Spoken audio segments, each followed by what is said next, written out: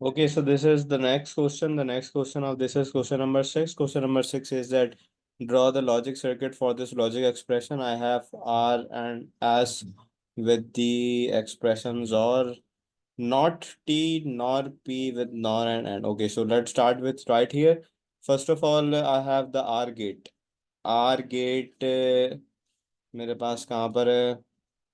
अच्छा, आर के साथ बेटा क्या लगा हुआ है? यहाँ पे जोड़ लगा हुआ है आर पे मेरे साथ, और एस के साथ भी है, तो ठीक है। यहाँ से हम बना लेते हैं। ये मेरे पास आ गया आर, ये मेरे पास आ गया एस, और इसके ऊपर ये लगा दिया हमने जॉर गेट।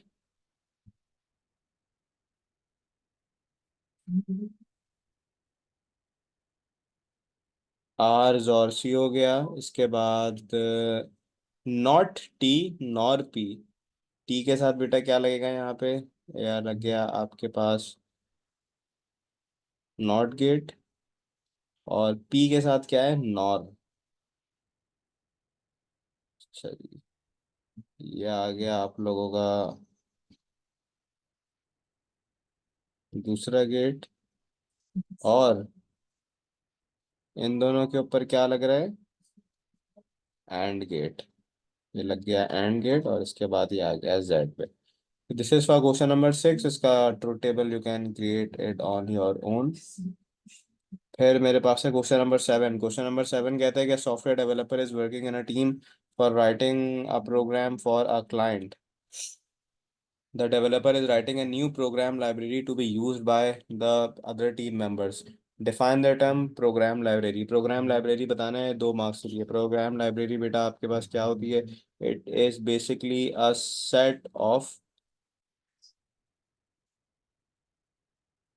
pre-written और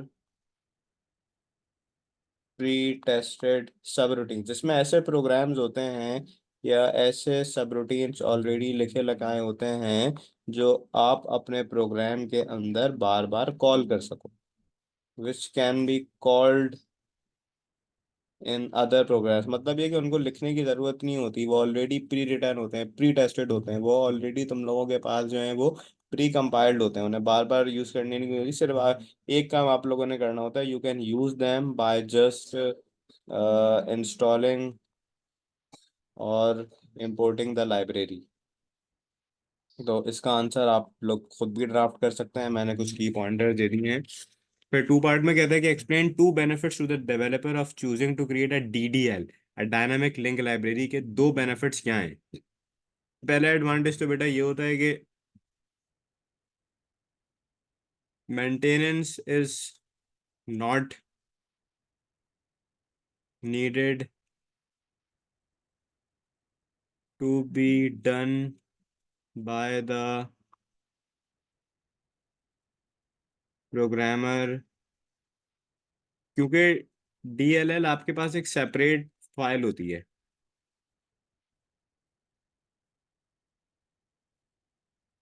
और एक और पॉइंटर हम ये भी लिख सकते हैं यहाँ पे कि main memory requirement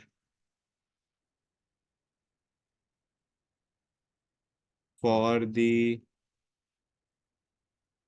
program is reduced as the DLL file is only loaded once or when required। और भी पॉइंटर्स हो सकते हैं इसमें, हम ये भी लिख सकते हैं कि you do not need to recompile as well, no need to recompile as well, क्योंकि आपका क्योंकि हमारा जो मेन प्रोग्राम है, the main program when changes are made to DDL, so you do not need to recompile it again and again। जो भी आपके improvement होंगे, वो एरर कनेक्शंस होंगे, वो सिर्फ डीएलएल फाइल के कोड पे होंगे। दैट मीन्स कि आपके कोड से इंडिपेंडेंट होती है वो फाइल। एक और पॉइंट ये भी हो सकता है कि एक सिंगल डीएलएल की फाइल जो है वो काफ़ी सारे एप्लीकेशंस और प्रोग्राम्स को सर्व कर सकती है, जिससे आपकी मेमोरी भी सेव होगी। तो ये भी हम लिख सकते हैं। तो मैंने आपको कुछ मल्टीपल पॉइंट्स बताए हैं।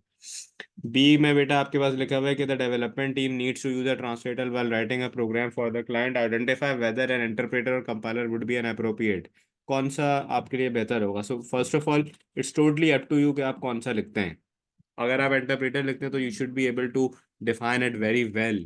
जैसे कि फॉर एग्जांपल मैं यहाँ पे इंटरप्रेटर के लिए अपना आंसर लिखता हूँ कि अगर मैं इंटरप्रेटर लिखूँ तो जिसकी जस्टिफिकेशन क्या होगी, 3 पॉइंट्स आएंगे। पहला पॉइंट तो ये होगा कि it allow the developer to make changes in real time। एक और पॉइंट ये हो सकता है कि it allow the developer to debug program at each stage specifically। और क्या हो सकता है कि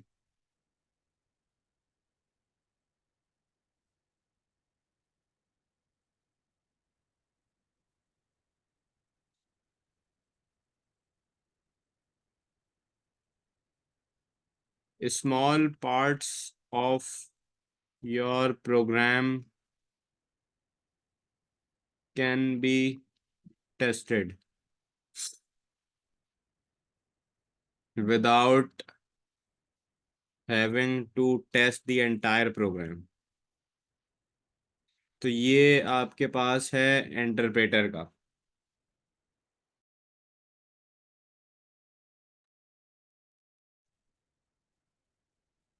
एक और पॉइंट इसमें हम ये भी लिख सकते हैं कि it can also avoid dependent errors as well.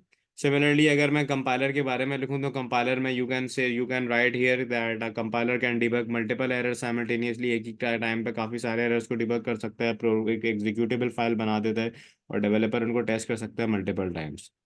इसके बाद मेरे पास सी और डी पार्ट है। सी पार्ट में लिखा हुआ है कि the development team uses an IDE complete the table by typical features. IDE के कुछ फीचर्स बताने हैं। सबसे पहले तो आपके पास ब्रेक पॉइंट है। ब्रेक पॉइंट का फीचर क्या करता है? ये आपके कोड को स्टॉप कर देगा। It is going to stop the code at a specific line to check current progress. Break points वो होते हैं कि फॉर एग्जांपल आपका जो है वो पूरा कोड है इस तरीके से। अब यहाँ पे मैंने कुछ ब्रेक पॉइंट्स लगा दिए। ब्रेक पॉइंट जैसे कि वो चेक करता है कि यहाँ तक जो कोड लिखा है यार वो मैंने सही है या नहीं, उसकी वैल्यूज जो है वो टेस्ट करता है। सेकंड आपके पास है dynamic syntax checks. Dynamic syntax check का क्या काम होता है? इट बेसिकली हाईलाइट्स और अंडरलाइन द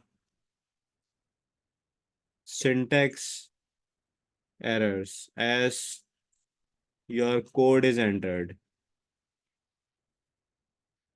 इसके बाद थर्ड आपके पास है कंटेक्स्ट सेंसिटिव प्रॉम्प्ट। इसका क्या मतलब, इसका क्या काम है बेटा? ये आपको बेसिकली सजेशन देता है कि ये कोड आप ऐड करना चाहते हो। It suggest the codes to add, या ये भी करता है कि आपके जो स्टेटमेंट्स हैं उनको ऑटोमेटिकली कंप्लीट कर देता है। Automatically complete the statements. Single stepping. Single stepping क्या है?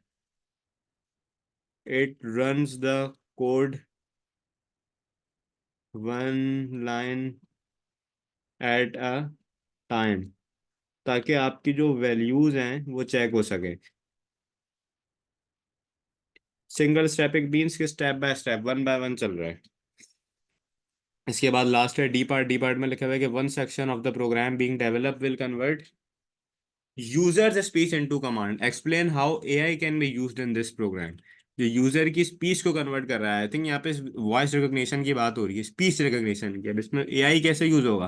पहला पॉइंट तो इसमें ये लिख सकते हैं कि भाई ये स्पीच रिकॉग्निशन यूज कर रहा है, वॉइस रिकॉग्निशन यूज कर रहा है। स्पीच या voice recognition which identifies the words spoken. जो जो मैं बोल रहा हूँ वो ये कन्वर्ट कर रहा है। It matches them from its database and most likely to generate related sentences, commands और वर्ड्स। तो ये आपके पास हो गया कि एआई हमारे पास स्पीच और वॉइस रिकग्निशन कैसे करती है। So that's all for this paper. This paper is completed.